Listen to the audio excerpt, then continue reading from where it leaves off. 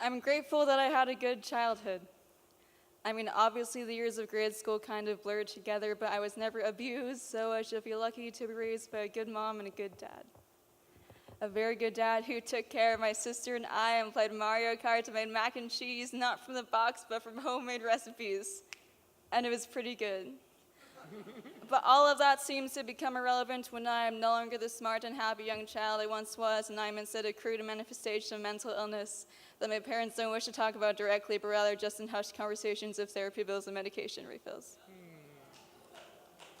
The fight or flight response is a physiological reaction that occurs in response to a perceived harmful event, attack, or threat to survival. Dissociation is a subconscious defensive mechanism to separate out of one's memory things that one does not want to or cannot deal with. So when I dissociate, that's flight. And when my father sees me unknowingly beginning to punch the walls during an episode of dissociation, he charges towards me and decides to fight. And it's natural, I guess, for him to be more familiar with the home he raised me in for almost 18 years than he is with this now danger I present as a result of my mental illness or whatever that I mean.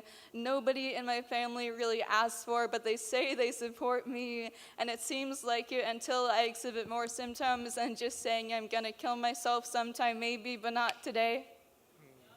And that includes sometimes not realizing what I'm doing in terms of my psychiatrist's fugue states in this situation, attacking the house, or in terms of Sammamish Police Department domestic violence, in terms of my father pinning me to the ground, in terms of Sammamish Police Department attempting to arrest me, and I guess it just comes full circle that most nights I have prayed to a God I don't believe in that I'd be dead by the time the morning comes, but in this moment on the floor of my good home and my good childhood by the hands of my good dad, I genuinely believe that early death was being inflicted upon me by the hands of my good dad on the good floor of the good home for my good childhood, and then there is no fight and there is no flight.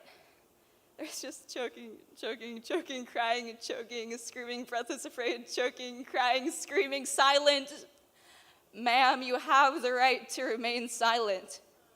Anything that you say can and will be held against you in the court of law. I'm very sorry, officer. I should have known better. I should have known the hands hitting the walls leads the hands around my throat by my father, the one supposed to protect me, officer. I should have remembered that you are not the one who will protect me.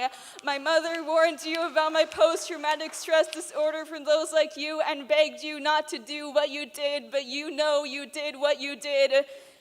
Does that make it okay for you to harm those you are supposed to serve?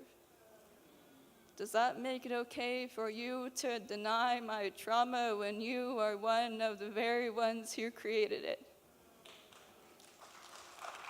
Then there is no fight and there is no flight. It's just choking, crying, screaming, breathless, afraid, choking, speechless, silent. Ma'am, you have the right to remain silent. I'm very sorry, officer, and I'm very sorry, Dad. I'm sorry. That's what I wish I could have said.